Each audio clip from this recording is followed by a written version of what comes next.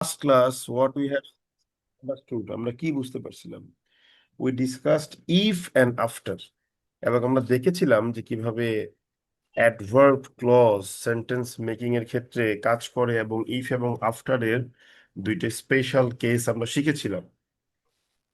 আজকে আমরা কাজ করব হচ্ছে আপনার, আজকের ক্লাসটা খুব একটা ইন্টারেস্টিং ক্লাস হবে না, কারণ আজকের ক্লাসে মূলত অ্যাডভার্ব ক্লজ শেষ করব, তবে শেষের পার্টি কি আপনার ভাল লাগবে। আবার কালকের থেকে পরের দুইটা ক্লাস খুব ভালো লাগবে, কারণ নাউন ক্লজটা আমরা দেখবো, ঠিক আছে। এরপর দেখবেন যে পত্রিকার সেন্টেন্স মেকিং এর যত প্যাচ গোছ আছে, সমস্ত প্যাচ দেখবেন যে আপনার আপনার হাতের মুঠোয় চলে আসছে, and you will be the boss of sentence, কি বলে, ডিফিকাল্ট সেন্টেন্স আন্ডারস্ট্যান্ডিং, ঠিক আছে, আশা করা যায়। তবে প্রচুর পরিমাণ প্র্যাকটিস করতে হবে, এখানে কোনো সন্দেহ নেই, ঠিক আছে। এই জায়গাটাতে আমাদের কোনো সন্দেহ নেই। তবে একটা জিনিস হচ্ছে, আমাদের তো আজকে ধরেন 9 নাম্বার আর 10 নাম্বার ক্লাস হয়ে যাচ্ছে, তারপরেই কিন্তু আমরা ধরবো হচ্ছে আপনাদেরকে কি, আমরা ধরবো হচ্ছে এই যে, যেহেতু কি বলে আপনার এটাকে, এই যে অ্যানালিটিক্যাল অ্যাবিলিটি যোগ করা হয়েছে, তো আমরা কিন্তু বলছিলাম যে আমরা টপিক একটু চেঞ্জ আনবো, ঠিক আছে। এই জন্য আমরা কিছু অ্যানালিটিক্যাল অ্যাবিলিটি ক্লাসও এখানে ঢুকাবো, ঠিক আছে। সো পত্রিকার ক্লাস একটু মনে হয় কমানো হবে, অ্যানালিটিক্যাল অ্যাবিলিটি ক্লাস এখানে অ্যাড করা হবে। এটা একটু দয়া করে মাথায় রাখবেন। তো আসেন আমরা এবার দো অলদো, তারপরে হচ্ছে ইভেন দো নিয়ে একটু চিন্তা ভাবনা করি। তো দো অলদো ইভেন দো নিয়ে এক্সট্রা করে বলার কিছু নাই, এটা আপনারা সবাই জানেন যে এটা যদিও বোঝায়, ঠিক আছে।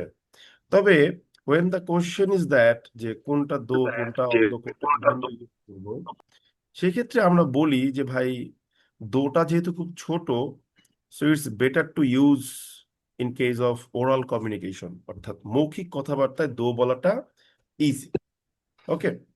আর অলদোটা সাধারণত আমরা রিটেন ফরম্যাটে প্রেফার করি। আর ইভেন দোটা আমি পার্সোনালি প্রেফার করি আপনি যদি আইনের কোনো কিছু লিখেন সেক্ষেত্রে।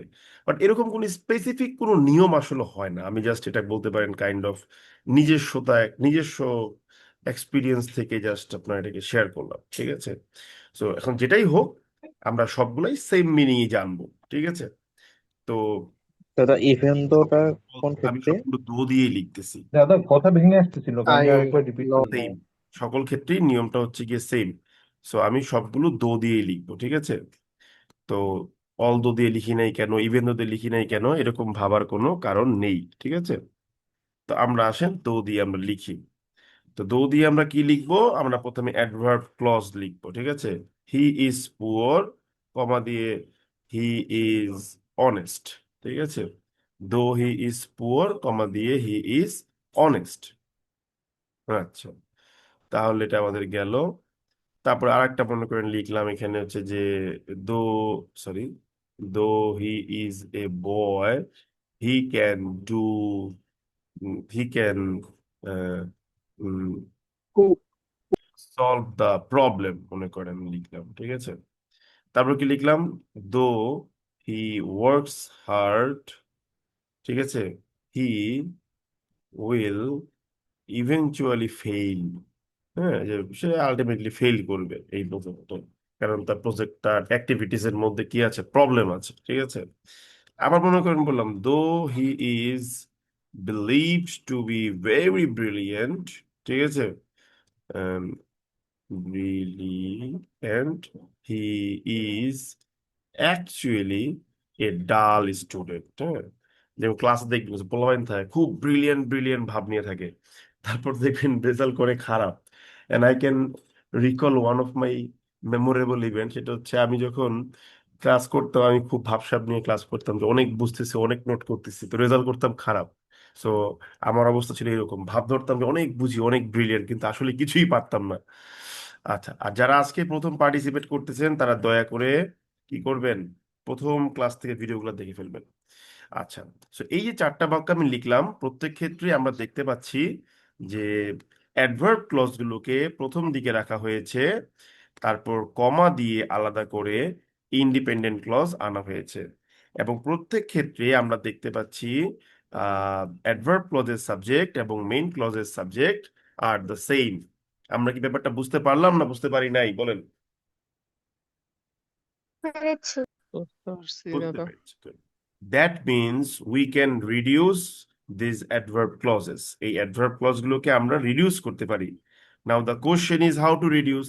আমরা জানি যে অ্যাডভার্ব ক্লজ থেকে সাবজেক্ট কাটবো, এই যেখান থেকে হি কাটলাম, এই যেখান থেকে হি কাটলাম, এই যেখান থেকে হি কাটলাম, এই যেখান থেকে হি কাটলাম। দেন কি কাটবো? অ্যাডভার্ব ক্লজ থেকে কোনো অক্সিলিয়ারি বা মডাল ভার্ব থাকলে সেটাও কাটবো। এই যেখান থেকে ধরেন ইজ কাটলাম, তারপর এখান থেকে এই যে এ ইজ কাটলাম। এখানে তো ওয়ার্কস এর সাথে সাথে আমরা দেখতে পাচ্ছি কি কোনো অক্সিলারি ভার্ব নাই, থাকলে সেটাও কাটতাম। এখানে ইজ আছে, ইজ কাটলাম। এরপর কি বলেছিলাম? কোনো মেইন ভার্ব না থাকলে আর কোনো চেঞ্জ করবেন না। যেমন দো পুয়ার, এখানে কোনো মেইন ভার্ব নাই। দো এ বয়, এখানেও কোনো মেইন ভার্ব নাই। কিন্তু বাকি দুটাই কিন্তু মেইন ভার্ব আছে। যেমন ধরেন ওয়ার্কস, আর হচ্ছে এখানে হচ্ছে গিয়ে কি বিলিভড। সো এই যে দুইটা জিনিস, তাহলে ওয়ার্কসটা যেহেতু অ্যাক্টিভ, তাহলে এটাকে কি করব? আইএনজি করে দেবো, ওয়ার্কিং। আর বিলিভটা কি করে দেবো? যেটা যা আছে তাই, নো চেঞ্জেস নিডেড। কারণ কি এখানে এটা প্যাসিভ ভয়েসে আছে। ঠিক আছে, এটুকু বুঝতে পেরেছি না আমরা আগের নিয়ম অনুসারে? জি ভাইয়া। জি স্যার। গুড, না বোঝা, কারণ এগুলো আমরা খুব বিস্তারিত আলোচনা করে আসছি। আচ্ছা, এট দিস পয়েন্ট, ঠিক আছে, এট দিস পয়েন্ট এই সেন্টেন্স গুলা হচ্ছে, ওই কি করস, এই এট দিস পয়েন্ট এই সেন্টেন্স গুলা কি সেন্টেন্স একটু বলেন তো কেউ? Simple sentence. এগুলো হচ্ছে সিম্পল সেন্টেন্স। কারণটা কি? ক্লোজটা ফ্রেজ কোনো হয়ে এটা গেছে। ফ্রেজে ডিপেন্ডেন্ট পরিণত ক্লজ হয়েছে। একটা একটা ইন্ডিপেন্ডেন্ট ক্লজ আছে। একটা ইন্ডিপেন্ডেন্ট ক্লজ। হ্যাঁ, শুধুমাত্র আপনার একটা মাত্র প্রিন্সিপাল ক্লজ বা ইন্ডিপেন্ডেন্ট ক্লজ পাওয়া গেছে। কোনো প্রকার কোনো কি বলে যে ডিপেন্ডেন্ট বা সাবঅর্ডিনেট ক্লজ পাওয়া যায় নাই। ঠিক আছে, ওকে। যেহেতু পাওয়া যায় নাই, সো আপনার এই কি বলে যে এই সেন্টেন্স গুলোতে সবগুলো সিম্পল সেন্টেন্স। Good idea. দেখেন, আপনারা এই জিনিস খেয়াল করছেন, আমি কিন্তু ক্লাসে খুব বেশি কিছু পড়াই না, খুব অল্প জিনিস পড়াই, তাই না? কখনো খেয়াল করছেন বিষয়টা? জি হ্যাঁ ভাইয়া। হ্যাঁ দাদা। একেবারে অল্প জিনিস, কিন্তু আমি কিন্তু বারবার বলি, আপনি জাস্ট মন দিয়ে বারবার রিভাইজ করে করে করে করে ব্রেন এটাকে একদম ই করে ফেলেন, অ্যাডাপ্ট করে ফেলেন। তাহলে এই মুহূর্তে এরা হচ্ছে সবগুলো সিম্পল সেন্টেন্স, এটা আমরা বুঝতে পারছি। এখন প্রবলেম হচ্ছে কোথায় গিয়ে দেখেন, এই যে আপনি রিডাকশনটা করলেন, এই রিডাকশনটা করার পরে আপনি একটা কাজ করতে পারেন। আই আই রিপিট, এই রিডাকশনটা করার পরে আপনি একটা কাজ করতে পারেন। সেটা কি? আপনি এই যে দো বা এই যে অলদো বা এই যে ইভেন দো যেগুলো আছে, এইগুলোর পরিবর্তে আপনি বসাতে পারেন ইন স্পাইট অফ অথবা ডেসপাইট। আপনি এদের পরিবর্তে বসাতে পারেন রিডাকশন করার পরে ইন স্পাইট অফ বা ডেসপাইট। কিন্তু এখানে প্রবলেমটা কোথায়? এই ইনস্পাইট অফ এর অফ হচ্ছে প্রিপোজিশন, আর ডেসপাইট এটা নিজেও একটা প্রিপোজিশন। তো যেহেতু প্রিপোজিশন, তাহলে এরপরে কি হবে? এরপরে হবে হচ্ছে নাউন বা ভার্ব প্লাস আইএনজি। এরপরে হবে হচ্ছে হয় ভার্বের সাথে আইএনজি হবে, জি। অথবা বিং প্লাস ভার্বের থার্ড ফর্ম হবে, অথবা নাউন হবে। হ্যাঁ, বা বা প্রোনাউন। বা অবজেক্টের প্রোনাউন হতে পারে, বা নাউন ফ্রেজ হতে পারে, বা জিরান্ড হতে পারে। দেয়ার আর সেভারাল আইটেমস। ক্লাস করতেছি।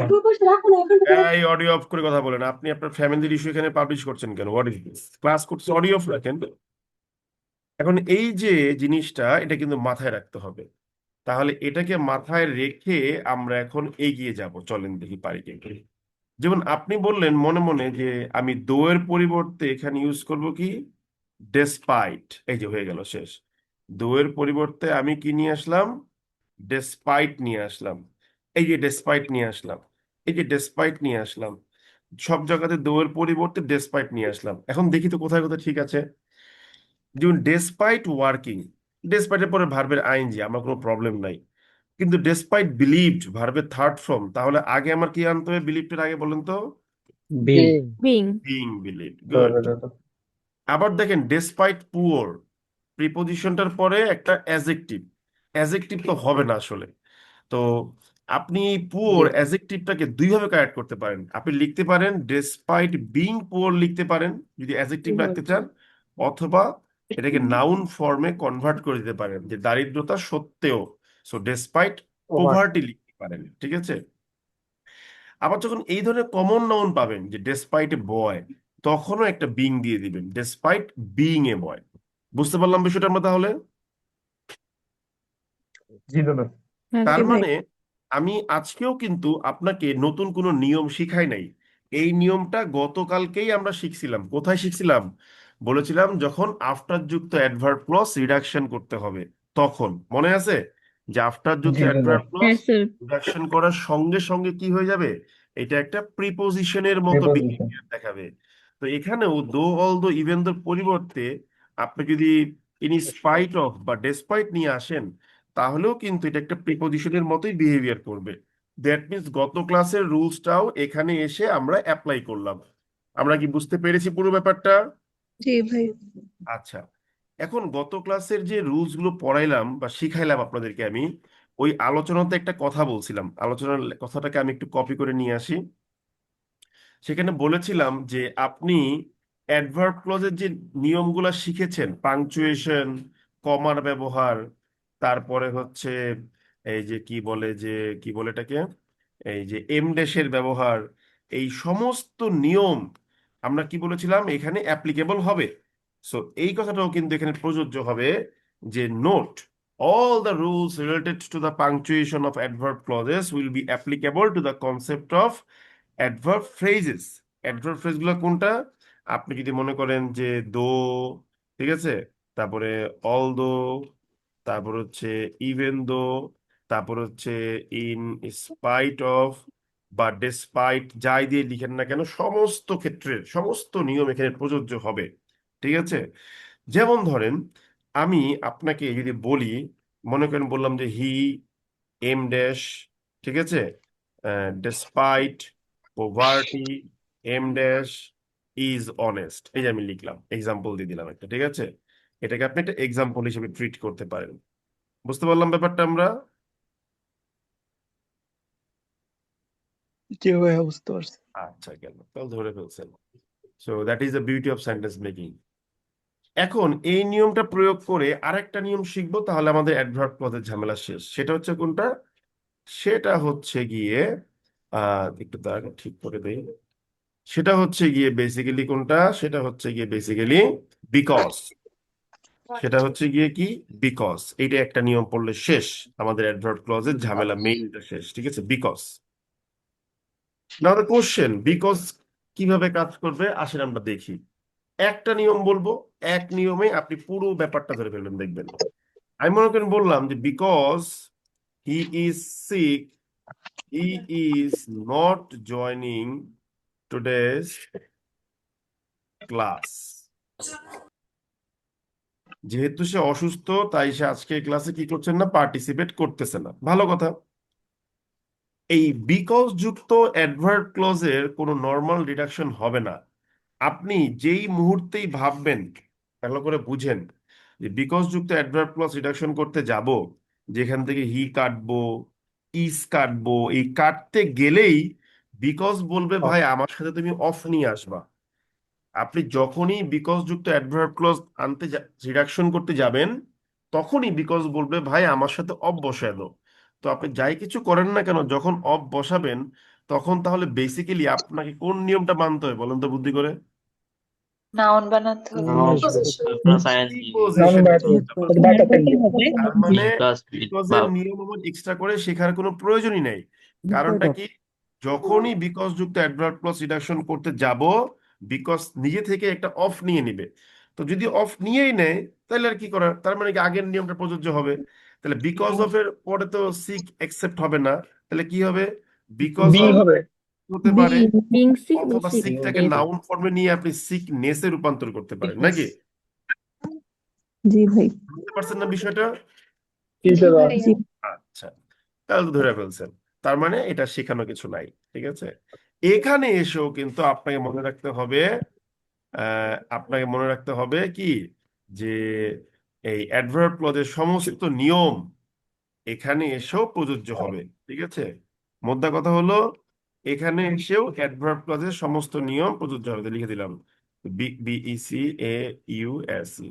বিকজ অফ লিখে দিলাম। আমি একটা এক্সাম্পলটাও সেট করে রাখি যেন বুঝতে পারি। যেমন ধরেন আমি লিখলাম যে হি এম ড্যাশ দিয়ে because because of because of sickness, ঠিক আছে, এম ড্যাশ দিয়ে is not joining today's lecture বা টুডেস ক্লাস। শেষ হয়ে গেল। মানে যেভাবে মমতা আমি সেভাবে ইউজ করতে পারবো। তাহলে আমরা আজকের এই দুটো নিয়ম বুঝে ফেললাম না? সুন্দর করে বলুন তো একটু। হ্যাঁ স্যার ভাইয়া। বুঝে ফেলেছি, গুড। তার মানে আমরা যে প্রথম ক্লাসে প্রতিশ্রুতি দিয়েছিলাম 3টা ক্লজ শিখতে হবে আপনাদেরকে আমরা, অ্যাডজেক্টিভ ক্লজ, অ্যাডভার্ব ক্লজ এবং নাউন ক্লজ। এই তিনটা ক্লজের এই 3টা ক্লজের মধ্যে কয়টা ক্লজ শিখে ফেললাম তাহলে? দুইটা। এরপরে যে ক্লজটা আমাদের আছে সেটাকে আমরা বেসিক্যালি বলি হচ্ছে নাউন ক্লজ। এটা নিয়ে আমরা 2টা ক্লাস নিব, কিন্তু সেই ক্লাসটা আগামী ক্লাস থেকে শুরু করব, আজকেই শুরু করব না, কারণ মধ্যখান দিয়ে শুরু করলে ভালো লাগবে না।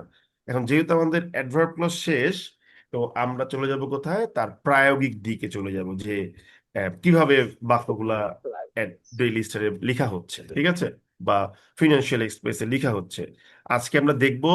আজকে দেখবেন, আমি অ্যাসিওর করতে পারি, আজকে দেখবেন যে কত সহজে আমরা সেন্টেন্স খুঁজে পাচ্ছি।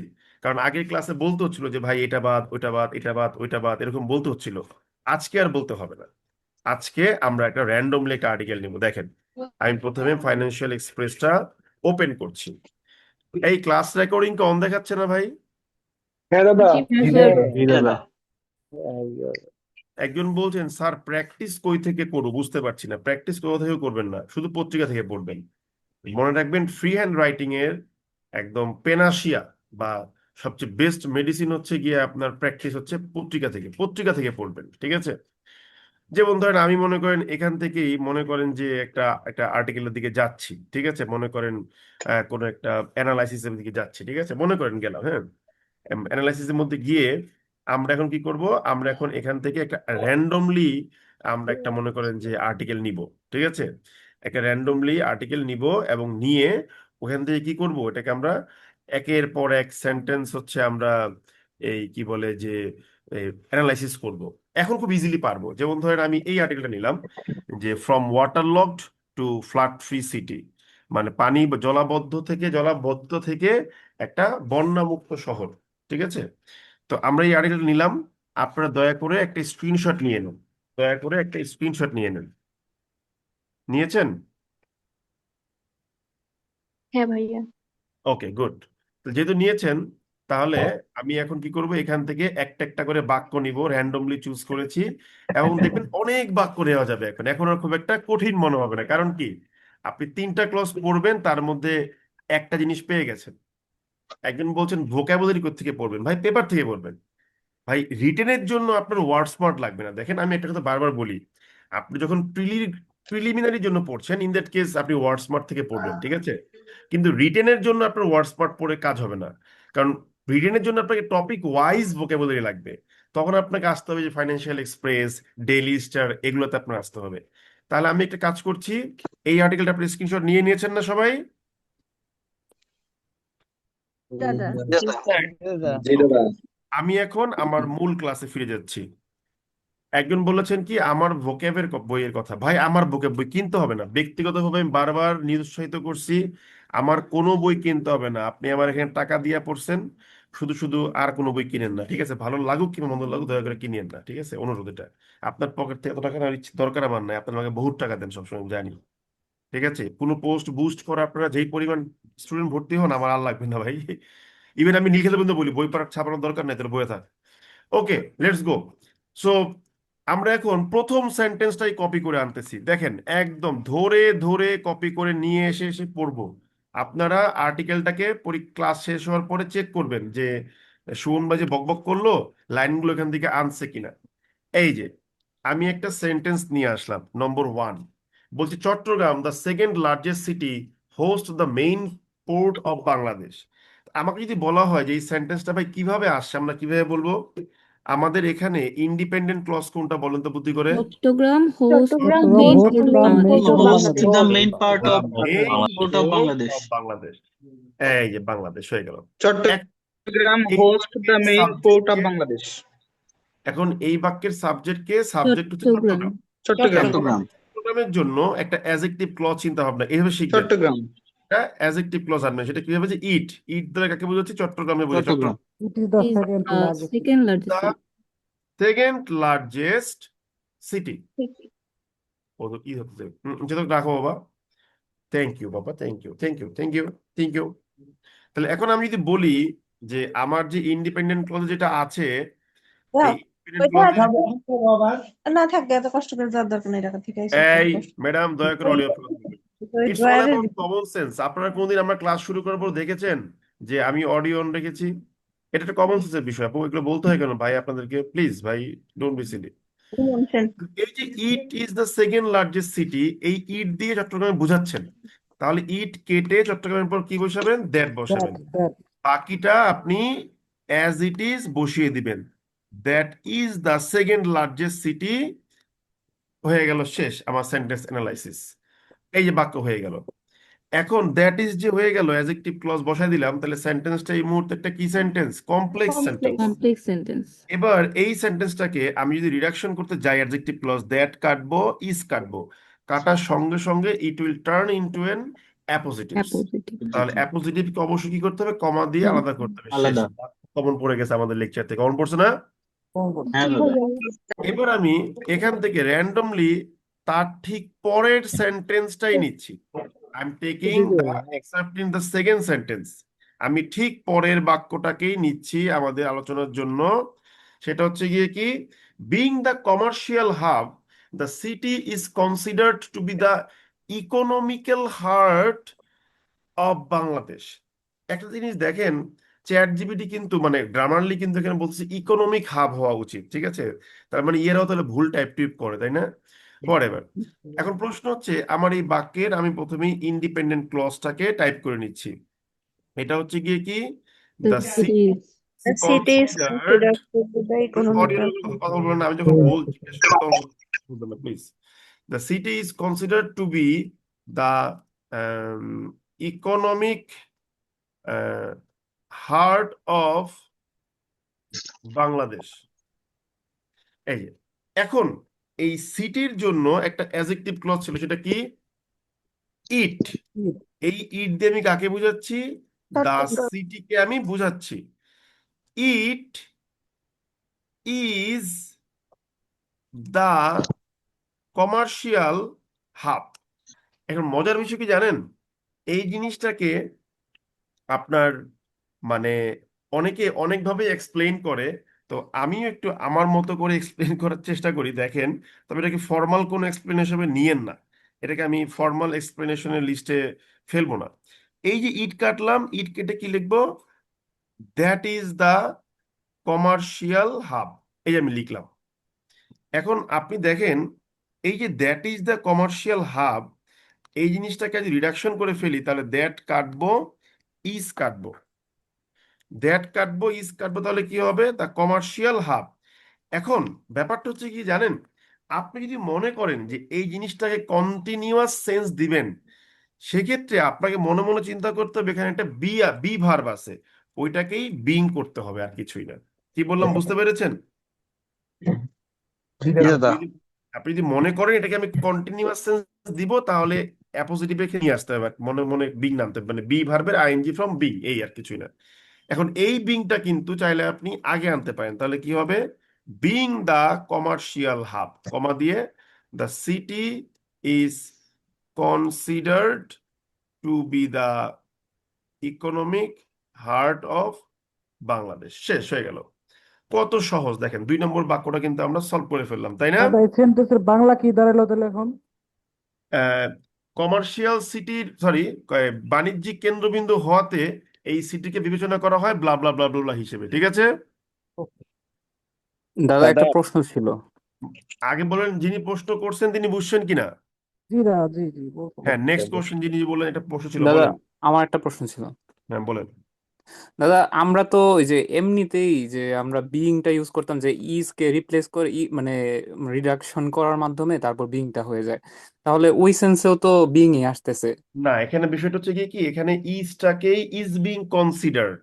মানে আপনি যদি একটা সিম্পল জিনিস বলি, আপনি যদি কন্টিনিউয়াস সেন্স দেন যে দ্য সিটি, আমি এইভাবে দেখাই যে আপনি যদি এখানে মনে করে থাকেন যে এখানে একটা এই the city is is the is being the commercial hub, এইভাবে চিন্তা করতে পারেন যে এটাকে কন্টিনিউয়াস ফর্মে নিব, তখনই বিংটা রাখতে হবে, ঠিক আছে?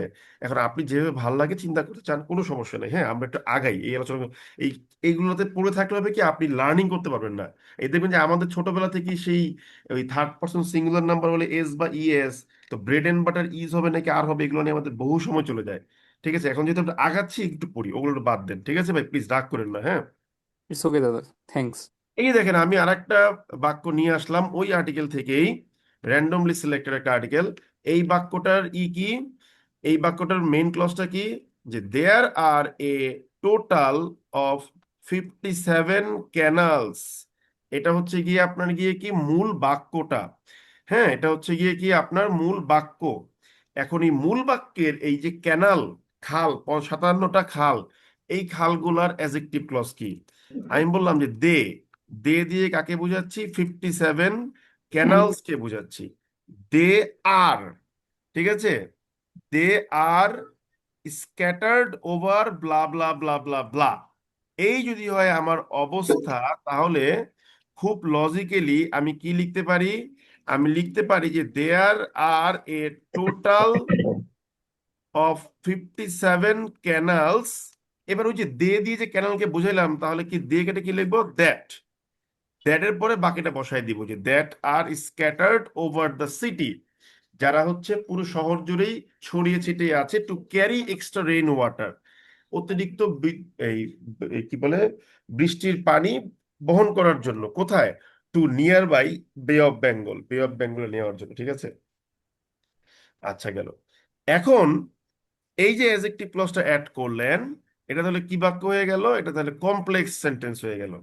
এখন আপনি জানেন, দাদা এখানে ক্যানেলসটা দুইবার কেন, মানে দ্যাট এর আগে আর দ্যাট এর এখানে পরে এটা ভুল লিখছি যে দ্যাট আর স্ক্যাটার্ড হবে, ঠিক আছে?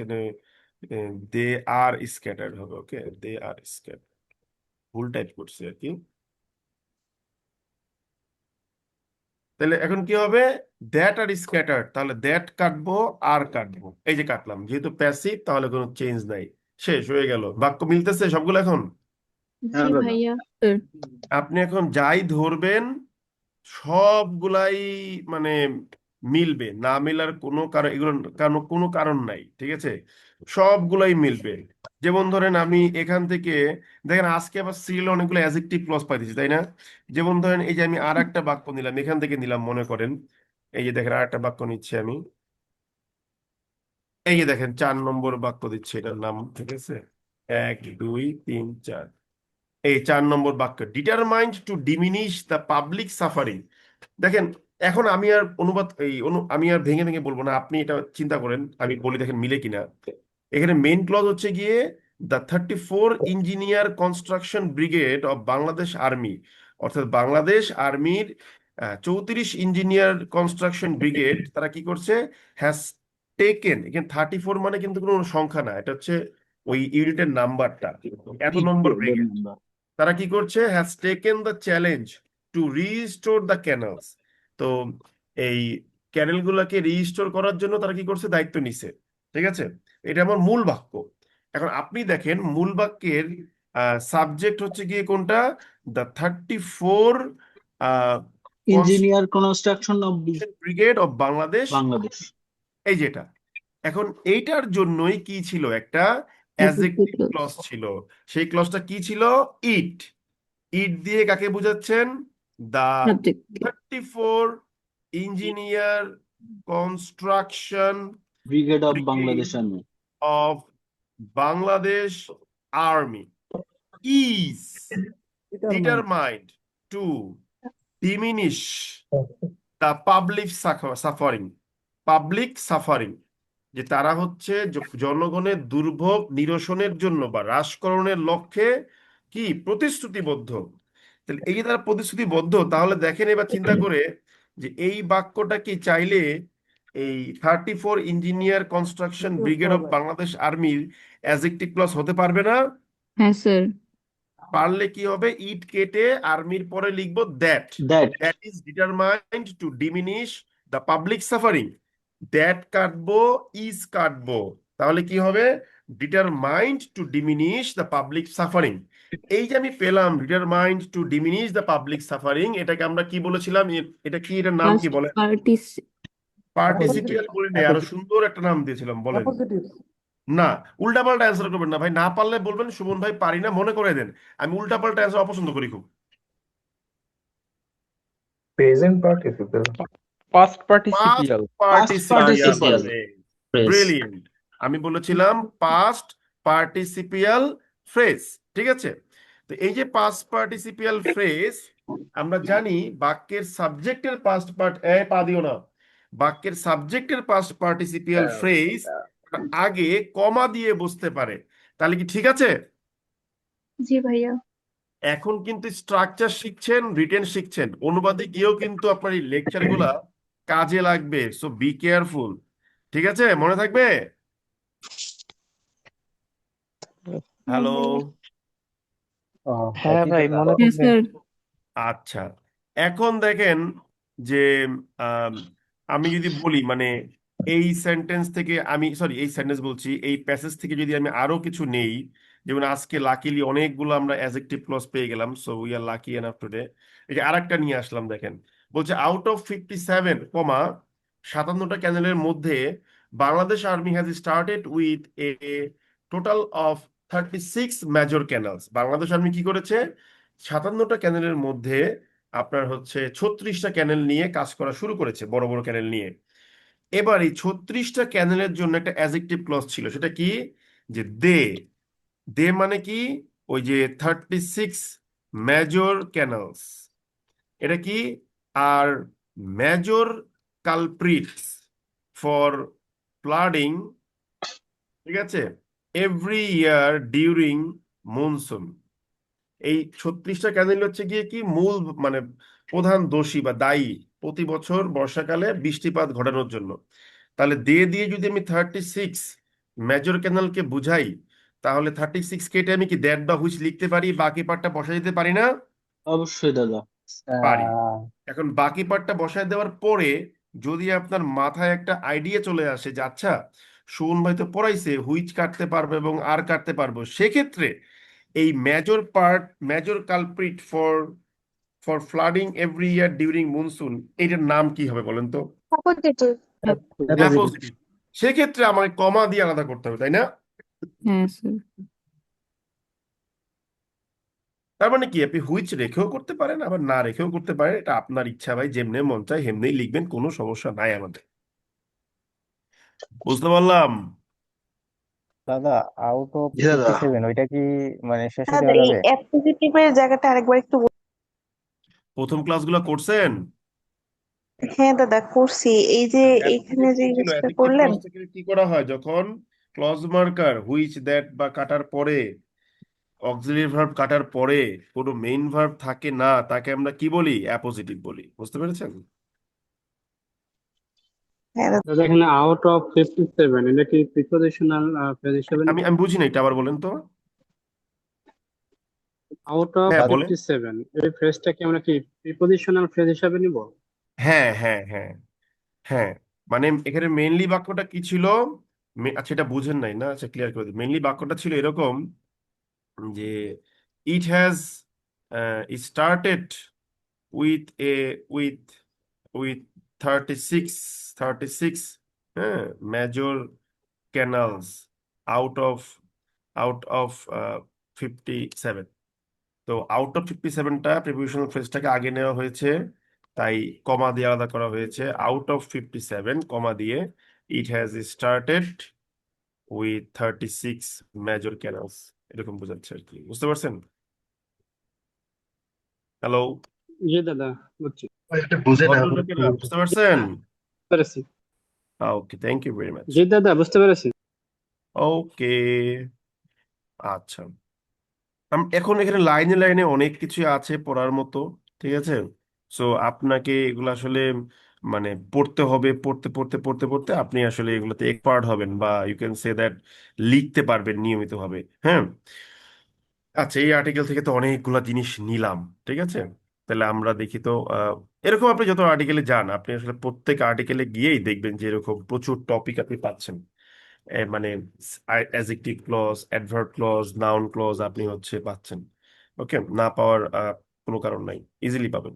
যত বেশি আর্টিকেল নিবেন আপনি তত বেশি দেখবেন যে কমন পাবেন এখান থেকে। অ্যাডজেক্টিভ ক্লজ, অ্যাডভার্ব ক্লজ, হ্যাঁ, নাউন ক্লজ, এগুলো দেখবেন এক এক কমন পড়ে যাবে।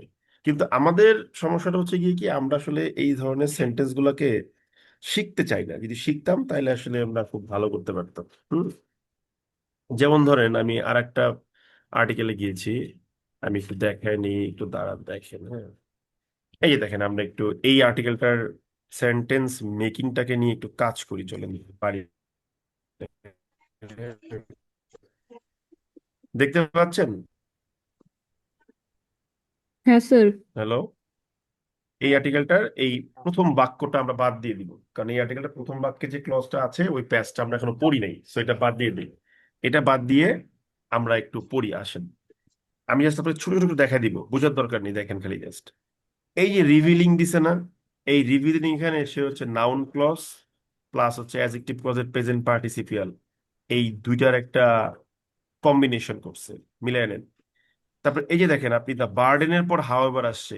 ওই যে শিখাইছিলাম সেন্টেন্সের শুরুতে কনজাংশন চাইলে তার সাবজেক্টের পরে বসতে পারে। মিলছে হিসাবটা আমার? হ্যালো, হ্যাঁ জি দাদা। দাদা। হ্যাঁ স্যার। এই দেখেন অলদো দিয়ে বাক্য শুরু করছে, অ্যাডভার্ব ক্লজ শেষ হয়েছে, তারপর মেন ক্লজ দিয়ে বাক্য লিখছে। দেখছেন অ্যাডভার্ব ক্লজের ঝামেলা। তার এই যে অ্যাজ মাচ এস দিছে, এটা হচ্ছে আপনার ডিগ্রি অফ কম্প্যারিজনের ঝামেলা, এটা সামনে শিখবেন, আপনার টেনশন নিয়েন না, ঠিক আছে। তারপর এই যে ফাউন্ড দ্যাট দিয়েছে, এটা হচ্ছে নাউন ক্লজের ঝামেলা। বিকজ দিয়েছে, এটা অ্যাডভার্ব ক্লজের ঝামেলা। হুইচ মিন্স দিয়েছে, এটা অ্যাডজেক্টিভ ক্লজের ঝামেলা, ঠিক আছে। এবং দেখেন এই বাক্যটা কত বড়, এই পুরোটা একটা মিলে বাক্য, খেয়াল করে দেখছেন, পুরোটা একটা মিলে বাক্য। তারপরে দেখেন আম, এই দেখেন এখানে একটা কাহিনী করছি কি দেখেন, the problem is also unevenly distributed across the country as rural areas consistently face higher levels of unmet need, blah blah blah blah blah. এখানে দেখেন অ্যাডভার্ব ক্লজটা সে পরেই দিছে, হিসাব মধ্যে কিন্তু আমার কিন্তু কোনো কমার প্রয়োজন ছিল না, ছিল কি? না স্যার। কিন্তু রাইটার ফিল করছে যে না, I want to use a comma to separate the adverb clause, একটু পজ দিতে হবে মনে হচ্ছে, তাই উনি কমা দিয়েছে। আমি প্রথম ক্লাসে বারবার বলেছি, প্রথম না প্রত্যেক ক্লাসে বলেছি, যে রাইটিং এ গিয়ে কিন্তু আপনি কোনো ডিটারমাইন্ড মানে প্রি ডিটারমাইন্ড প্রি সেট কোনো গ্রামার পাবেন না, grammar will change frequently here, ঠিক আছে। তারপরে যেমন দেখেন এই যে হোয়াট মেক্স, এটা নাউন ক্লজের এক্সাম্পল, ঠিক আছে। তারপরে হচ্ছে দেখেন আম, এই যে which which recovery become blah blah blah blah blah blah, adjective ক্লজের এক্সাম্পল, ঠিক আছে। তারপরে যে হোয়াইল আদার্স, অ্যাডভার্ব ক্লজের এক্সাম্পল। হ্যাঁ, তারপরে যেমন ধরেন, তারপরে যেমন ধরেন এই যে আনটিল, অ্যাডভার্ব ক্লজের এক্সাম্পল। তারপর হচ্ছে এই যে হাউএভার দেখেন শুরু করছে, বাক্যের শুরুতে একটা কমা দিয়ে আলাদা করছে। এই যে নাউন ক্লজের এক্সাম্পল দ্যাট দিয়ে দিছে, ঠিক আছে। ওকে, তারপরে দেখেন বাক্যের মধ্যেখানে ইয়েট দিছে, ইয়েট ইয়েট দিয়ে একটা ক্লজের সাথে আরেকটা ক্লজ যুক্ত করছে, তাই যেহেতু ছোট কনজাংশন তাই একটা কমা দিতে হয়েছে, ঠিক আছে। তারপরে দেখেন, তারপরে দেখেন, তারপরে দেখেন, তারপরে দেখেন, তারপরে দেখেন, তারপরে দেখেন, তারপরে দেখেন, এই যে সাপ্লাইজ দ্যাট রিমেইন, অ্যাডজেক্টিভ ক্লজের এক্সাম্পল দেখেন। এই দেখেন আবার দেখেন হাউএভারটা ভিতরে চলে গেছে সাবজেক্টের পরে, তাই দুইটা কমা দিয়ে আলাদা করতেছে দেখেন। তারপরে দেখেন, তারপরে দেখেন, তারপরে দেখেন, তারপরে দেখেন, তারপরে দেখেন, এই যে that a hospital will visit, এটা হচ্ছে একটা অ্যাডজেক্টিভ ক্লজের এক্সাম্পল দেখেন। তারপরে দেখেন, তারপরে দেখেন, তারপরে দেখেন, ব্লা blah blah blah blah blah blah ব্লা। এই যে হোয়াট ইজ রিকোয়ার্ড, এটা হচ্ছে নাউন ক্লজের এক্সাম্পল দেখেন। তারপর ইন হুইচ, এটা অ্যাডজেক্টিভ ক্লজের এক্সাম্পল দেখেন। তারপরে হচ্ছে ব্লা blah blah blah blah blah ব্লা, শেষ।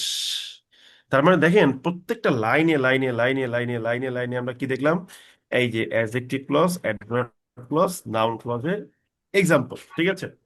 এখন ধরেন এই যে মিন টাইমে আমি যখন আপনাদেরকে কি বলে এই পড়াচ্ছিলাম, এই পড়াচ্ছিলাম না মানে আমি লাইনটা পড়তে পড়তে পড়তে পড়তে যখন আমি কি করছিলাম, আপনার অ্যাডজেক্টিভ ক্লজ দেখাচ্ছিলাম, অ্যাডভার্ব ক্লজ দেখাচ্ছিলাম, এই পড়ার সময় যেটা হয়েছে সেটা হলো আমি কিন্তু এই আর্টিকেলটা পড়ে ফেলছি।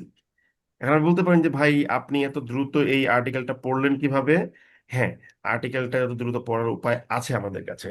আমরা যখন পড়ি তখন আমরা এখন একটা তত্ত্বীয় আলোচনা করি, জিনিসগুলো বুঝে নেন। করবো আলোচনাটা? জি দাদা। জি দাদা অবশ্যই। করেন। তত্ত্বীয় আলোচনা করছেন। তো আমরা যখন পড়ি, বাংলা পড়ার সময় দেখবেন আমরা কিন্তু পুরা লেখাটা পড়ি না।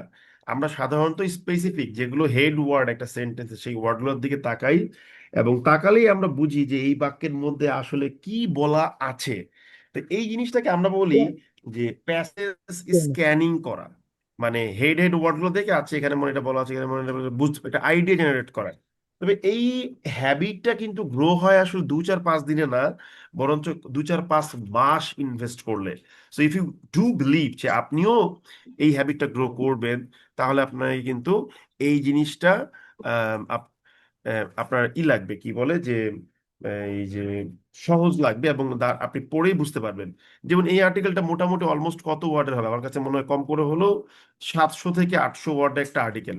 কিন্তু এই আর্টিকেলটা পড়তে গিয়ে আমি কিন্তু মানে মোটামুটি সামারাইজ করে ফেলছি যে আসলে কি বলতে চাচ্ছে। ঠিক আছে? এখন আমরা যদি এই আর্টিকেলটাকে মনে করেন আমরা পড়ছি, মনে করেন আমি পড়ছি, পড়ার পরে আমাকে মনে করেন বলছে যে তুমি এই আর্টিকেলটাকে ছোট্ট করে কয়েকটা বাক্য লিখো, মানে সামারাইজ করো। তাহলে তুমি মোটামুটি বুঝতে পারবা যে আম, মানে কি বলে যে তুমি কতটুকু বুঝতে পারছো আর্টিকেলটা পড়ে। তা আমরা তাহলে এই আর্টিকেলটাকে নিয়েই একদম ইনস্ট্যান্টলি কিছু কথা লিখবো। কারণ আপনাদের অনেকের মনে একটা প্রশ্ন কাজ করে যে প্রকৃতপক্ষে কি এত সুন্দর করে দ্রুত লেখা যায় কিনা। অবশ্যই যায়, কিন্তু আপনাকে ব্রেনটাকে স্টর্মিং করতে হবে প্রচুর পরিমাণে। ঠিক আছে? আমরা কি বলবো দেখেন, আমরা বলবো যে দিস এসে, ঠিক আছে, this essay critically examine, this essay critically examine করে। সে কি এক্সামিন করে? The dismal condition, of our country's health sector. ঠিক আছে? Health, sorry health sector. ঠিক আছে? This essay critically examines the dismal condition of our country's health sector. এখন ধরেন এই যে আমি লিখলাম, এখন এখানে আমি যে লিখছি ওই সেম জিনিসটা কিন্তু আপনিও লিখতে পারবেন, কিন্তু ওই যে বললাম যে প্রফেশনাল ওয়েতে লেখা। ঠিক আছে? এখন এইটুকু লেখার পরে আহ, মনে করেন আপনার কাছে মনে হয়েছে যে এই যে এক্সামিন করে, পরীক্ষা নিরীক্ষা করে, কি পরীক্ষা নিরীক্ষা করে? আমাদের দেশের হেলথ সেক্টরের বাজে অবস্থাটাকে। তা আপনি চাইলে এই পুরো অবজেক্টের জন্যই একটা অ্যাডজেক্টিভ ক্লজ আনতে পারেন, আবার চাইলে বলতে পারেন যে শুধু অপ্রিপজিশনের জন্য তার যে অবজেক্ট, আমাদের কান্ট্রির কি বলে হেলথ সেক্টর, এটার জন্য অ্যাডজেক্টিভ ক্লজ আনতে পারেন, পারেন না? জি ভাইয়া। জি দাদা। পারেন। এখন বিষয়টা হচ্ছে কি জানেন, এই জায়গাতে এসে আপনাকে ইনস্ট্যান্ট চিন্তা করতে হবে যে আমাদের দেশের হেলথ সেক্টর নিয়ে আমি তাহলে কি লিখতে পারি। আমি লিখতেই পারি যে আমাদের দেশের হেলথ সেক্টরটা কি করতেছে, এটা হচ্ছে বেসিক্যালি আপনার ডে বাই ডে এই সেক্টরটাতে আপনার গরিবদের এক্সেসটা লিমিটেড হয়ে যাচ্ছে। কথা কি ঠিক আছে? জি হ্যালো, দাদা। এই যে আমি লিখলাম যে to which poor people, people have very limited access, which poor people has very limited access। ঠিক আছে? এখানে ওরা একটা কমা দিতে বলতেছে, আপনি দিতে পারেন, কোনো সমস্যা নাই, কারণ যেহেতু এইটুকুই বুঝাচ্ছেন দেন। তাহলে দেখেন এখন কিন্তু কি হলো, আপনার কাছে কিন্তু একটা অ্যাডজেক্টিভ ক্লজ অ্যাডেড একটা বাক্য চলে আসলো।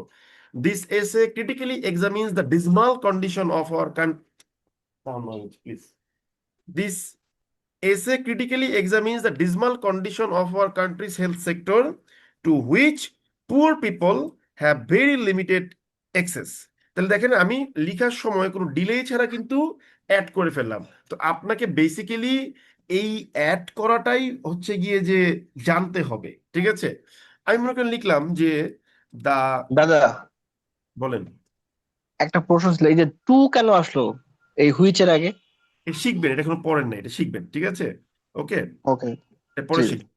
এবার মনে করেন আপনি বললেন যে দ্য কস্ট অফ, ঠিক আছে, the cost of medical medical cares, the cost of medical cares, ঠিক আছে, the cost of medical cares.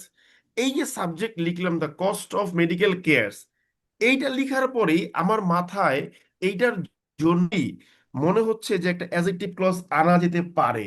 সেই অ্যাজেক্টিভ ক্লজটা কি আনতে পারি আমরা একটু দেখি আসেন। আচ্ছা, এটা মনে কেয়ার লিখলে ভালো হবে, মেডিকেল কেয়ার লিখলাম, ঠিক আছে। আমি মনে করেন লিখলাম যে, মনে মনে চিন্তা করলাম যে which is heavily reliant on the whimsicalness of health care industry. Which কাটলাম, ইজ কেয়ার, ইজ কাটলাম, তাহলে কি হবে, সরি, যে heavily reliant on the whimsical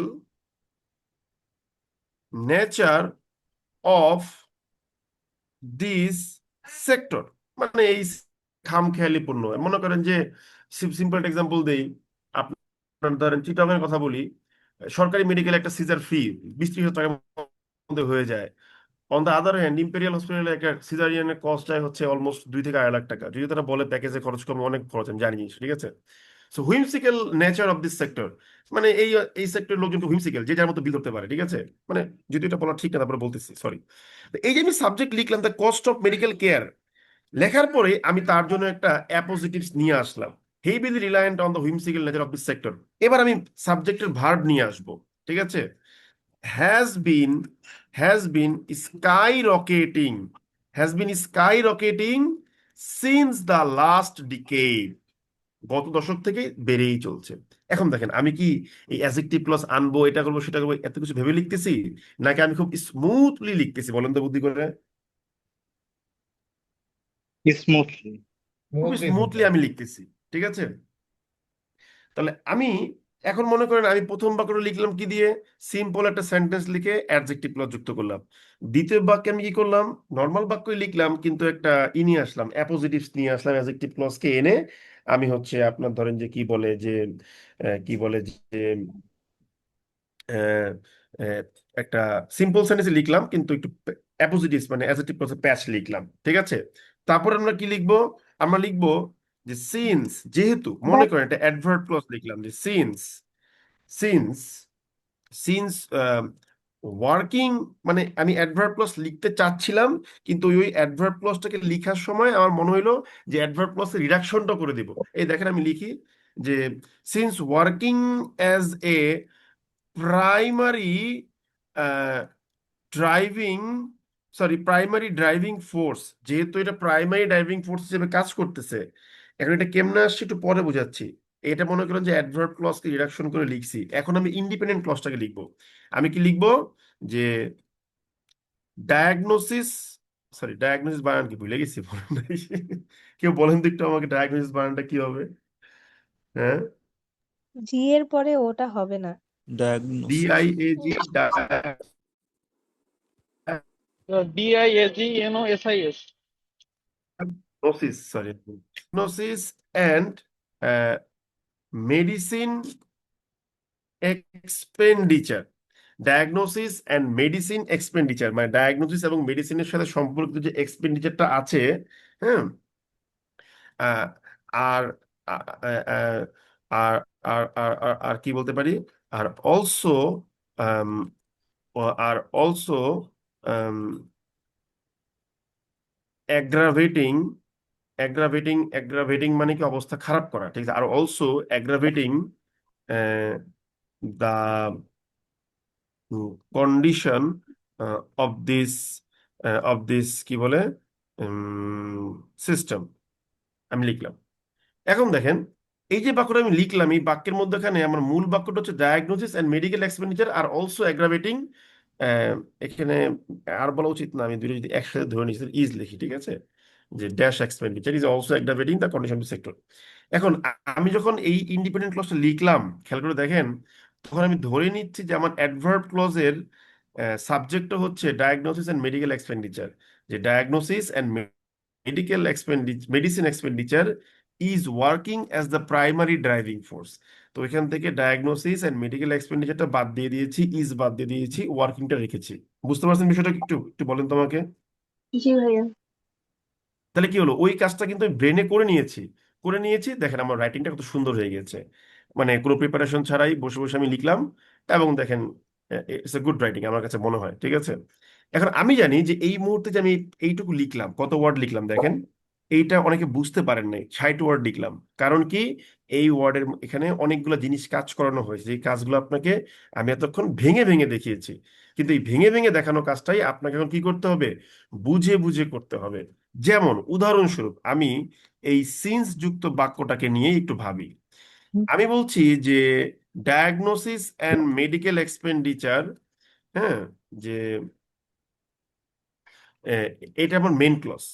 এখন এই ক্লজের একটা অ্যাডভার্ব ক্লজ আনার জন্য কি করছি, আমি আরেকটা ক্লজ দেখছিলাম, সেটা কি, যে diagnosis and medicine expenditure is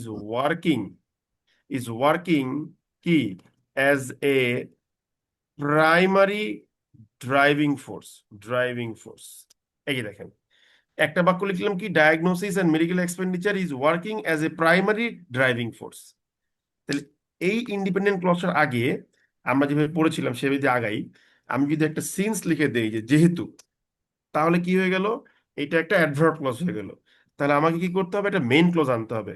তাহলে আমি পরের পার্টটাকেই, বাক্যটাকে মেন ক্লজ হিসেবে ইউজ করলাম, কমা দিয়ে আলাদা করলাম। বাক্যটা হয়ে গেল না আমার? তাহলে বলেন তো বুদ্ধি করে এবার। হ্যাঁ ভাইয়া। হয়ে গেল। এখন এই বাক্যটাকেই আমি যখন কি করব, এই যে দেখেন, অ্যাডভার্ব ক্লজের সাবজেক্ট এবং মেইন ক্লজের সাবজেক্ট মিলে গেল, তাহলে এটাকে আমি বাদ দিয়ে দেব। তারপর হচ্ছে এখান থেকে ইজ বাদ দিয়ে দেবো, যেহেতু এটা অলরেডি আইএনজি হয়েই আছে, ওয়ার্কিং। সো আমার এখানে আর এক্সট্রা করে চেঞ্জ করার কিছু নাই। তাহলে কি করলাম, আমি পুরো কাজটা ব্রেনে চিন্তা করলাম। এখন বিষয়টা হচ্ছে, আপনি বলতে পারেন যে সুমন ভাই, আমি তো একদম প্রাইমারি লেভেলের রাইটার, আমি শিখছি জিনিসটা আপনার কাছ থেকে, যেহেতু আপনার কাছে কোর্স করছি। তাহলে আমার কাজটা কি? আমার কাজটা হচ্ছে ছোট ছোট বাক্য দিয়ে প্র্যাকটিস করা। একটা একটা প্রতিষ্ঠান যখন একটা সফটওয়্যার ডেভেলপ করে, ফর এক্সাম্পল আমি যদি আপনাকে যদি বলি, মনে করেন অ্যাডোব ফটোশপ। সো অ্যাডোব ফটোশপের এক একটা ইফেক্টের জন্য এক একটা টিম কাজ করে, যে আমরা এই ওয়াটার রিপল ইফেক্টটা বানাইছি, আমরা এই ঘিবলি ইফেক্টটা বানাইছি, আমরা এই মানে মিরর রিফ্লেক্টটা বানাইছি, আমরা এইটা বানাইছি, আমরা ওইটা বানাইছি। তারপর সবার ছোট ছোট ছোট ছোট সফটওয়্যারগুলোকে একত্র করার পর it turns into an Adobe Photoshop. ঠিক আছে, এটার সিইও বোধহয় শান্তনু নামে একজন ব্যক্তি ছিলেন, এখন কি আমি আর জানি না। তো আহ, এইভাবে কি হয়, একটা অ্যাডোব ফটোশপ কাজ করে। অ্যাকর্ডিংলি আমিও আপনাকে ছোট ছোট এগুলো নিয়ম শিখিয়েছি, এই নিয়মগুলোকে ব্রেনে ইনস্টল করতে হবে। যতটুকু পারেন ইনস্টল করে রাখেন, ততটুকুতে আপনার কাজ হয়ে যাবে। ঠিক আছে, যেমন আপনি মনে মনে মনে ভাববেন যে সিন্স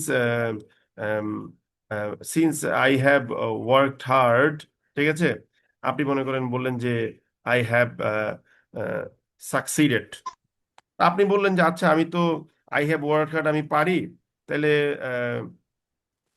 আমি তাহলে রিডাকশন করতে পারি। তাহলে সিন্স রাখলাম, আই কাটবো, হ্যাভ কাটবো, যেহেতু active, I have worked hard, তাহলে কি হবে, এটা সিন্স ওয়ার্কিং হার্ড কমা দিয়ে আই হ্যাভ সাকসিডেড। ঠিক আছে, তো আপনি পারলেন। এখন আপনি বললেন যে ভাই আমি তো চাইলে কি করতে পারবো, এই অ্যাডভার্ব ফ্রেজটাকে আই এর পর নিতে পারবো, আই কমা দিয়ে সিন্স ওয়ার্কিং হার্ড কমা দিয়ে হ্যাভ সাকসিডেড। দেখছেন জিনিসটা কিন্তু আস্তে আস্তে কাজ করতেছে। ওই একই নিয়মটা তো আমি প্রয়োগ করলাম একটু আগে, নাকি? এই যে সিন্স ওয়ার্কিং হার্ড এর মতো করে প্রয়োগ করলাম না? হ্যালো, জি জি দাদা। দাদা। হ্যাঁ জি ভাইয়া। স্যার। প্রয়োগ করলাম তো একই নিয়ম, তাই না? সো আপনাকে ছোট ছোট নিয়ম দিয়ে প্র্যাকটিস করে করে করে করে করে করে করে আপনাকে আগাইতে হবে। দেখবেন যে 2 থেকে 4 মাস, 4-5 মাস সময় দিলে ভাই রাইটিং আপনার চেঞ্জ হয়ে যাবে, একদম চেঞ্জ হয়ে যাবে। এই যে মূলত হয় কি জানেন, এই জায়গাটাতে এসে স্টুডেন্ট আমাকে বলে যে ভাই এর লেকচার বুঝতে পারতেছি না। কারণ কি, এখন তো আপনাকে আমি বেসিক থেকে নিয়ে গেলাম প্র্যাকটিক্যাল সেকশনে, এই জায়গাতে এসেই ছেলেমেয়েরা হাল ছেড়ে দেয়। কিন্তু আমি রিকোয়েস্ট করব, দয়া করে কি করবেন না, ডোন্ট গেট টায়ার্ড। ঠিক আছে, এইখানে আপনাকে এনার্জি ধরে রাখতে হবে। বুঝতে পারলাম ব্যাপারটা আমরা? হ্যাঁ জি ভাইয়া। দাদা। দাদা। হ্যাঁ দাদা। হ্যালো, বুঝতে পারলাম কিনা? হ্যালো, জি হ্যাঁ দাদা। বুঝতে জি পারছি স্যার। দাদা। জি স্যার। আপনাদের তাহলে হোমওয়ার্ক হবে কি? আপনাদের তাহলে হোমওয়ার্ক হবে হচ্ছে যে এই কি বলে যে এই যে পড়াইলাম এরকম কিছু সেন্টেন্স পত্রিকা থেকে নিয়ে পুরোটা তো নোট করবেন আজকে যা পড়াইছি, পাশাপাশি হচ্ছে আপনার ই করবেন, এই নিয়ে কি করবেন, মানে ই করবেন কি বলে এই যে এই প্র্যাকটিস করে করে আমাকে লিখে দেখাবেন, মেল করবেন, আমি চেক করব। ঠিক আছে, চেক করে করে করে আপনাকে নিয়ে হচ্ছে আগাবো। ওকে। কিন্তু ভাই একটা জিনিস বারবার বলছি আপনাদেরকে আমি, দয়া করে দয়া করে দয়া করে দয়া করে দয়া করে দয়া করে দয়া করে ঠিক আছে, কোনোভাবেই হাল ছাড়বেন না। আপনি অনেকগুলো বেসিক কিন্তু অলরেডি ব্রেনে ইনজেক্ট করে ফেলছেন। এখন এই বেসিক গুলোকে আপনার হচ্ছে কাজে লাগাতে হবে, কাজে লাগালেই দেখবেন পারবেন, না পারার কোনো কারণ নাই। ওকে। আপনি যত টপিক আমাকে বলেন না কেন, সমস্ত টপিকের জন্য আমরা রেডি আছি, লেখার জন্য লিখে দেবো, কোনো সমস্যা নাই। এবং আমি যে আপনাদেরকে ফোকাস সেটিং ক্লাসগুলো নিব, ওগুলো কিন্তু কি হবে, পুরোপুরি টাইপ করে করে পড়ানো হবে, পুরোপুরি টাইপ করে করে পড়ানো হবে। ঠিক আছে, এটা মুখস্থ করার বা প্রিমিট কোনো লেকচার শিট থাকবে না। সো দয়া করে টাইম নষ্ট করবেন না, সময়টাকে কাজে লাগান। ঠিক আছে। এবং যত বেশি পারেন পত্রিকায় চোখ বোলা, যে একজন ভাই বলছেন যে ফাইন্যান্সিয়াল এক্সপ্রেস দেখলে কঠিন লাগে, এটা কেন আমি বলে দেই। কারণ ফাইন্যান্সিয়াল এক্সপ্রেস সাধারণত ইকোনমিক ইস্যুগুলো নিয়ে বা আর্থিক বিষয়গুলোকে নিয়ে প্রচুর লিখে। আর আপনি হচ্ছেন আর্থিক বিষয়ে আপনার ওয়ার্ড স্টোরেজ কম, যেই কারণে আপনি হচ্ছে গিয়ে ই করতে পারেন না, কি বলে, লিখতে পারতেছেন না। ঠিক আছে, বা এটা পড়তে কঠিন লাগতেছে, কিন্তু এটা কঠিন লাগার মতো কোনো বিষয় না, খুবই সহজ বিষয়, খুবই সহজ বিষয়। আপনি যতই পড়বেন ততই দেখবেন যে এইগুলাতে আপনার হচ্ছে গিয়ে ক্লজের বিষয় ইউজ করা হইতেছে। ঠিক আছে। ওকে। যেমন ধরেন আমরা ধরেন ফাইন্যান্সিয়াল এক্সপ্রেস বাদ দিয়ে বা একটু ডেইলি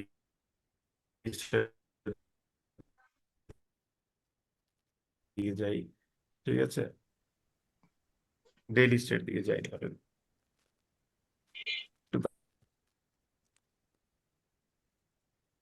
দাদা নেটওয়ার্ক ইস্যু হচ্ছে, কথা কেটে কেটে আসতেছে।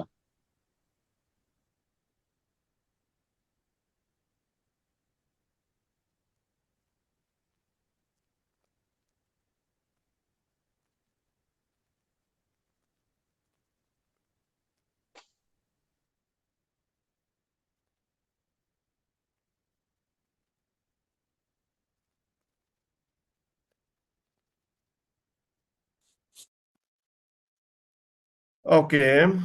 এই যে ধরেন আমরা ডেইলি স্টারে গেলাম। ঠিক আছে, এই ডেইলি স্টারটাতে আমরা দেখি একটু ধরেন আমরা একটু অপিনিয়ন পাতায় যাই। অপিনিয়নে দাদা নেটওয়ার্ক কিছু হচ্ছে, কথা কেটে কেটে আসতেছে। এডিটোরিয়াল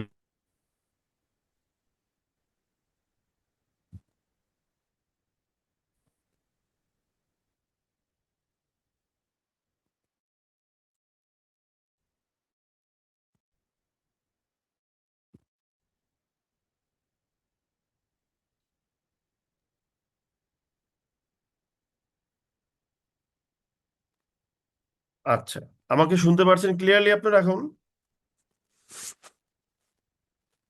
আমাকে কি ক্লিয়ারলি জি দাদা। দাদা এখন শুনতে শোনা যাচ্ছে।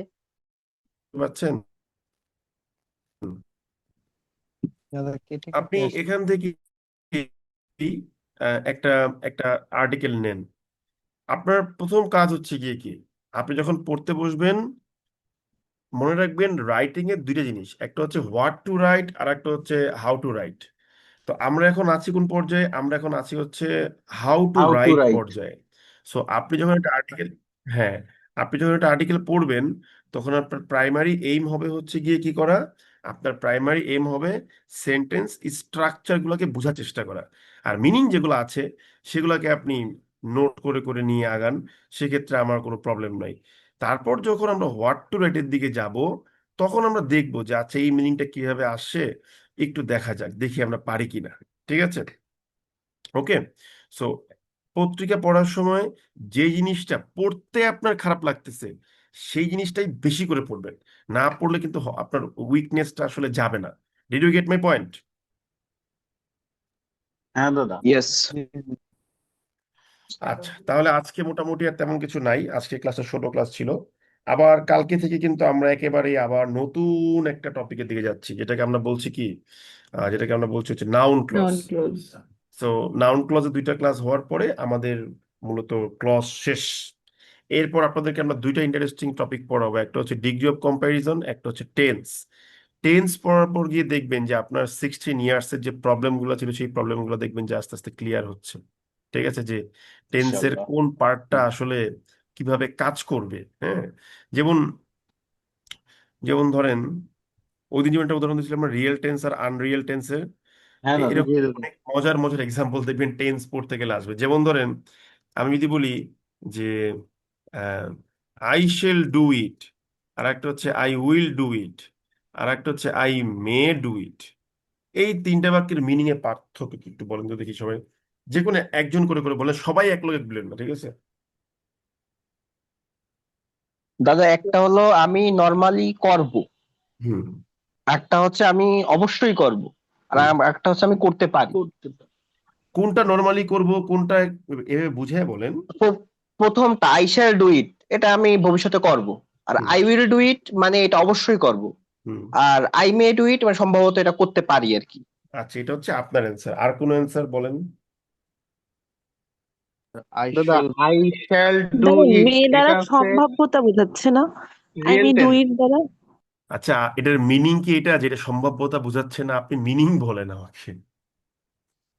Sir I shall do it এটা মানে আমার এটা করা উচিত ছিল। আই উইল ডু ইট মানে আমি এটা করব। আই আচ্ছা, মে ডু ইট হচ্ছে আমার এটা করা উচিত, মানে আমি এটা মজার করতে বিষয় কি পারি। জানেন? মজার বিষয় কি জানেন? দাদা রিয়েল আর এটা এই যে পরেরটা হলো 310 আনরিয়েল। জন ক্লাস করতেছেন না, 310 জন ক্লাসের 310 রকম অপিনিয়ন আসবে, বাট আমরা তারপর এটা ক্লিয়ার করতে পারবো না। কিন্তু এটাকে ছোট্ট টপিক, আমরা আপনাকে এটা ক্লিয়ার করি। দেখেন, প্রথমে মনে রাখবেন যে এই যে ছোটবেলায় পড়ছেন না যে ফিউচার ইনডিফিনিট টেন্সে শেল অথবা উইল আপনার ইউজ করা হয় অক্সিলারি ভার্ব হিসেবে। এইখানে হলো গিয়ে প্রথম ঝামেলা। শেলটা আসলে ব্যক্তিগতভাবে কখনোই আপনার ফিউচার ইনডিফিনিট টেন্সের জন্য না। শেলটা হচ্ছে গিয়ে বাধ্যবাধকতা। মনে রাখবেন, শেলটা হচ্ছে গিয়ে বাধ্যবাধকতা, করতেই হবে। যেমন দেখবেন রিসেন্টলি বাংলাদেশে একটা পত্রিকাতে আসছিল, যুক্তরাষ্ট্রের সাথে সম্প্রতি হওয়া চুক্তিতে 39টা শেল আছে বাংলাদেশের জন্য, আর আমেরিকার জন্য মনে হয় 60টা শেল আছে। তো চুক্তিতে কেন শেলটা ইউজ করা হয়? শেলের একটা দিক হচ্ছে সে জোরালো ভাব প্রকাশ করে। তো যখন বলি যে আই শেল ডু ইট, তার মানে আমি অবশ্যই এটা করব বা করতে বাধ্য কোনো কারণে, এরকম বোঝায়। বুঝতে পেরেছেন বিষয়টা? হ্যাঁ ভাইয়া। ভদ্রলোকের দল, বুঝতে পারছেন? জি জি দাদা। দাদা। বুঝতে পারছেন, গুড। তাহলে আই শ্যাল ডু ইট এটা আমাদের বোঝা হয়ে গেল, এটা নিয়ে আর বোঝাবুঝির কিছু নাই। এখন প্রশ্ন হলো আমাদের কাছে আছে কি, আমাদের কাছে আছে হলো will I will versus do may. এবার আপনি আমাকে বলেন আই উইল ডু ইট এইটা কোন টেন্সের এক্সাম্পল? এটা রিয়েল কন্ডিশন দাদা, রিয়েল টেন্স। Future indefinite. এবার রিয়েল কন্ডিশন, আমি রিয়েল টেন্স বলছি আমি দাদা, বলছি রিয়েল কোন টেন্স, টেন্সের রিয়েল এক্সাম্পল? টেন্স। রিয়েল, আহারে বাবারে, রিয়েল টেন্স তো আমিও জানি। কোন কোনটা টেন্স? অক্সিলারি? আমি আপনাদের না হয় ফিউচার গত ইনডিফিনিট। ক্লাসে বলছি রিয়েল টেন্স আনরিয়েল টেন্স, এর আগ পর্যন্ত আপনারা জানতেন না রিয়েল টেন্স। আপনারা মডাল আমাকে অক্সিলারি।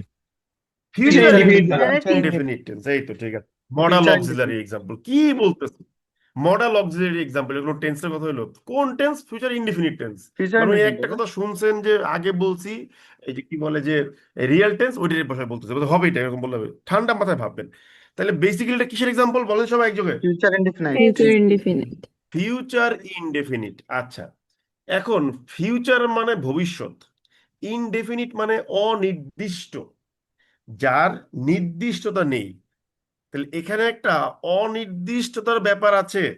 এখন টেন্স ইজ অল অ্যাবাউট কি? Tense is all about time. Tense আলোচনা করে টাইম নিয়ে। তো যেহেতু এটা ফিউচার ইনডেফিনিটের এক্সাম্পল, তার মানে ভবিষ্যতে এই কাজটা ঘটবে, কিন্তু কখন ঘটবে এই টাইমটা আমরা সার্টেনলি জানি না। এই টাইমটাতে আনসার্টেনিটি আছে, যেহেতু এটা indefinite. I will do it মানে আমি কাজটা করব ভবিষ্যতে, কিন্তু কখন করব সেটা আমি বলছি না। বুঝতে পারছেন বিষয়টা? হ্যাঁ দাদা। আর যখন বলবো আই মে ডু ইট, মে মানে হলো possibility, I may do it মানে আমি কাজটি করব কি করব না সেটাই শিওর না। তার মানে মিনিং দাদা কথা কেটে কেটে হ্যাঁ? ডিফারেন্ট। দাদা দাদা কথাগুলো কেটে আসছিল। প্রথমটার মিনিং আমি কাজটা অবশ্যই করব, আমি কাজটা করব কিন্তু সেটা জানি না। মিনিং না মেয়েটা ডুইটটা আবার একটু বলেন, নেটওয়ার্ক ইস্যু তো শোনা যাচ্ছিল না। আচ্ছা আবার বলি শোনেন। এখন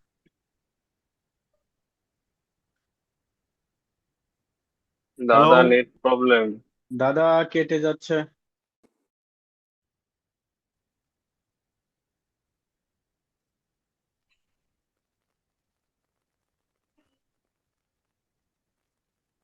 দাদা কিছুই শোনা যাচ্ছে না।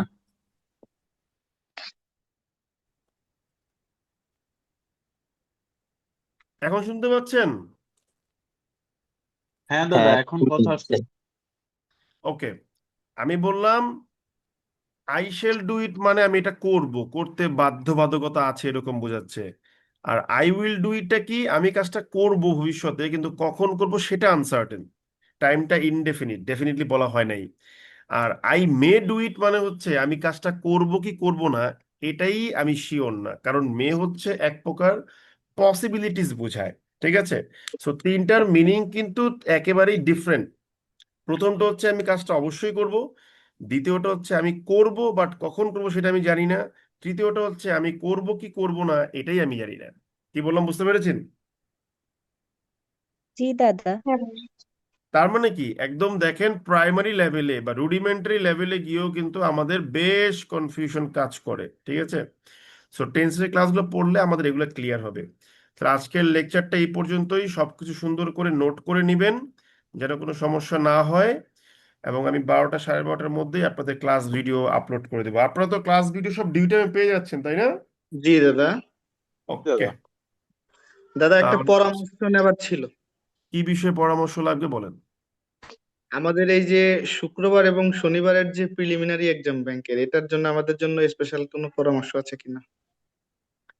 প্রিলিমিনারি এক্সাম আসলে কি বলবো বলেন, মানে পরীক্ষা দিবেন। বিভিন্ন গ্রুপে তো অনেক আলোচনা হচ্ছে প্রিলিমিনারি নিয়ে, ঠিক আছে, সবই তো হচ্ছে, তাই না? ওখান থেকে দিয়ে দিবেন আর কি পরীক্ষা।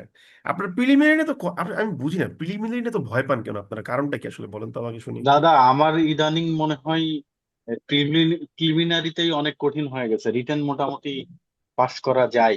প্রিলিমিনারি পরীক্ষা আবার কঠিন হয় কেমনে? প্রিলিমিনারি যা দিবেন সবই টিকবেন যদি আপনি রিয়েলি পড়াশোনা করে থাকেন। মানে দাদা কেন এখানেই কঠিন তো হয়েছে সবাই মনে বাদ হয়? যায় প্রিলিমিনারিতে। হ্যাঁ হ্যাঁ হ্যাঁ, প্রিলিমিনারিতেই তো বেশিরভাগ মানুষ বাদ যায়।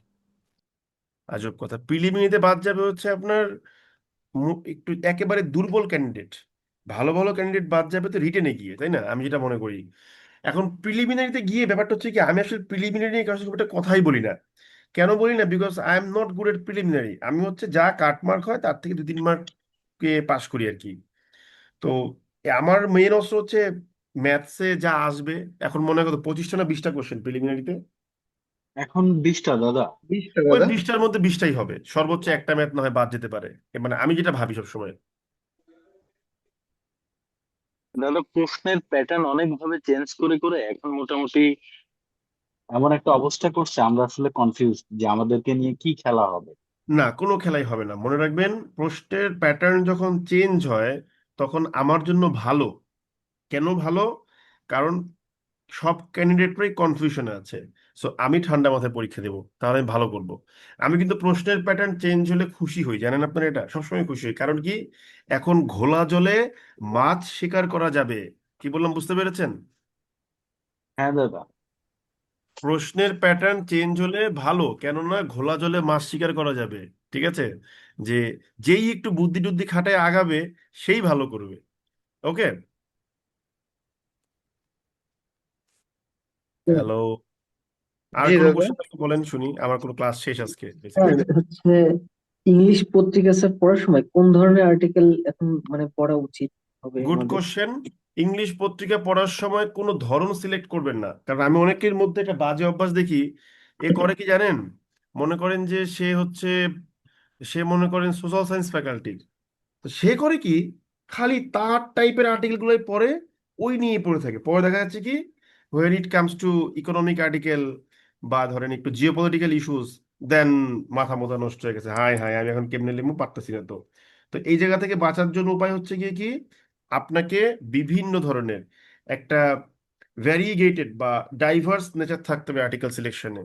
যে আপনি আজকে হয়তো রাশিয়া ইউক্রেন ওয়ার নিয়ে পড়ছেন, কালকে আপনি ইরান ইসরায়েল যুদ্ধ নিয়ে পড়ছেন, পরশুদিন আপনি চায়না তাইওয়ান যুদ্ধ নিয়ে পড়ছেন, তারপর দিন আপনি আর্মেনিয়া আজারবাইজান যুদ্ধ নিয়ে পড়ছেন। এইভাবে পড়বেন না, ডাইভার্সিটি রাখবেন। আচ্ছা আজকে আমি রাশিয়া ইউক্রেন যুদ্ধ নিয়ে পড়ছি, তাহলে কালকে একটু নিয়ে পড়ি, কি বলে, এই যে হান্টা ভাইরাস আসছে, এটা নিয়ে পড়ি, ঠিক আছে। তারপরের দিন একটু কি নিয়ে পড়ি, এই যে বাংলাদেশের ব্যালেন্স অফ পেমেন্ট বিওপি হঠাৎ করে পজিটিভ হয়ে গেছিল, এটা নিয়ে একটু পড়ি। তারপরের দিন কি পড়ি, একটা দর্শন নিয়ে পড়তে বসি। তারপরের দিন কি নিয়ে পড়তে বসি, এই ধরেন যে পিবি শেলির একটা কবিতা নিয়ে একটু পড়ার চেষ্টা করি। এইরকম ডাইভার্সিটি রাখবেন পড়ার মধ্যে, তাহলে কি হবে, you will be collecting or enriching your lexical resource from different sources. So collectively your lexical resource will be very very enriched. So এইটা হচ্ছে আমার আইডিয়া। আর পড়ার সময় আপনি যাই পড়বেন না কেন তাকে নোট করবেন। নোট করাটা খুবই খুবই খুবই গুরুত্বপূর্ণ। দেখেন আমার নোট করার হ্যাবিটটা এত ভালো যে আমি ক্লাস এখনো নোট করে করেই পড়াই, ঠিক আছে। তো এই জিনিসটা একটু মাথায় রাখবেন, দেখবেন যে আপনার কাজে লাগবে। বুঝতে পারছেন কি বললাম? জি দাদা। ওকে, থ্যাংক ইউ ভেরি দাদা মাচ। দাদা বলেন। একটা প্রশ্ন ছিল দাদা আমাদের হোমওয়ার্কের বিষয়ে। হুম। দাদা আপনি আমাদের বলেছিলেন যে মানে নিউজ পেপারটা পড়তে, নিউজ পেপারের মধ্যে তো আমাদের অলরেডি মানে রিডাকশন করাই থাকে, তাহলে আমরা কি এটা আবার রিভার্স করব প্রক্রিয়াটা? রিভার্স করবেন, ডেফিনেটলি রিভার্স করবেন। রিভার্স করে ওই রিডাকশনটা আপনি মেন ক্লজটা কি ছিল ওইভাবে ভেঙে ভেঙে বানাবেন, এটাই তো মূলত আপনার কাজ। ওকে দাদা, ধন্যবাদ দাদা। ওকে, ওকে, তাহলে বিদায় নিচ্ছি। আমি দেখি দ্রুত দাদা ক্লাস লেকচার আপলোড করে দেবো। সো আজকের ক্লাস তাহলে এই দাদা পর্যন্ত। আছেন? কি হয়েছে বলেন? দাদা আমরা ওই যে রিটেন ব্যাচে নতুন আসছি, মানে আজকে দিয়ে 2টা ক্লাস করছি। হ্যাঁ, আমাদের একটু না কিছু 2 মিনিট একটু গাইডলাইন দিলে একটু ভালো হয় 2 মিনিট আপনাদের। হচ্ছে, আপনারা সবাই ফিচার্ড পোস্টে যাবেন। ফিচার্ড পোস্টে গিয়ে দেখবেন ওখানে ক্লাস 2 থেকে ক্লাস 8 পর্যন্ত দেওয়া আছে। আজকেরটাও দেখবেন একটু পরে আপলোড করে দেওয়া হবে। এর আগে হচ্ছে দেখবেন শুধু আমাদের একটা বই আছে, সেটা হচ্ছে গিয়ে আপনার ওই যে কি বলে, একটা বই বলছে একটা ক্লাস আছে, সেটা হচ্ছে ফেসবুক গ্রুপেই লাইভ নিয়েছিলাম, ওই জি যে জি। সেন্টেন্স বেসিক্স এর একদম প্রথম ক্লাসটা। তো ওই হ্যাঁ ক্লাসটা হ্যাঁ। আমি করবো, ডাউনলোড করে গুছিয়ে দিব। তাহলে কি হবে আপনাদের, ওইটাও আমি আপলোড করে দিব ড্রাইভে। সো প্রথমে ফেসবুক গ্রুপে তো আমাদের পোস্ট আসেই মনে হয় 6টা বা 7টা, আমি সব অপ্রয়োজনীয় পোস্ট ডিলিট করে দিই। সো আপনারা প্রথমে যে কাজটা করবেন, 1 নম্বর ক্লাসটা করবেন, যেটা আমি এপ্রিলের 26 তারিখে নিয়েছিলাম। এরপরে ড্রাইভ লিঙ্ক থেকে একে একে একে সবগুলো ক্লাস করবেন। এবং ড্রাইভ লিঙ্কে গেলে দেখবেন প্রথমে দেওয়া আছে কি, ক্লাস লেকচার ফাইলে প্রথমে একটা লিঙ্ক দেওয়া আছে, ওই লিঙ্কটাতে হচ্ছে শুধু পিডিএফ আর ডক ফাইলগুলো পাবেন। আর তারপরের গুলাতে হচ্ছে গিয়ে আপনি কি পাবেন, এই যে ক্লাস ইগুলা পাবেন সব, কি বলে, ক্লাসে ভিডিও। ভিডিও গুলো পাবেন, ঠিক আছে। আর জি আপনাদেরকে বোনাস হিসেবে আমি কি করেছি, জামিল স্যারের টোফেল ক্লাসগুলো দিয়েছি, যাদের টুকটাক বেসিক দরকার ওদেরকে দিয়ে দিয়েছি। তো এইভাবে জি। কন্টিনিউ করবেন, ঠিক আছে। ঠিক আছে দাদা। Thank you very much. তাহলে আজকের মতো এখানে বিদায় নিচ্ছি। আজকে আর no more question. Good night সবাইকে। থ্যাংক ইউ দাদা। ওকে, আসসালামু আলাইকুম এবং নমস্কার সবাইকে।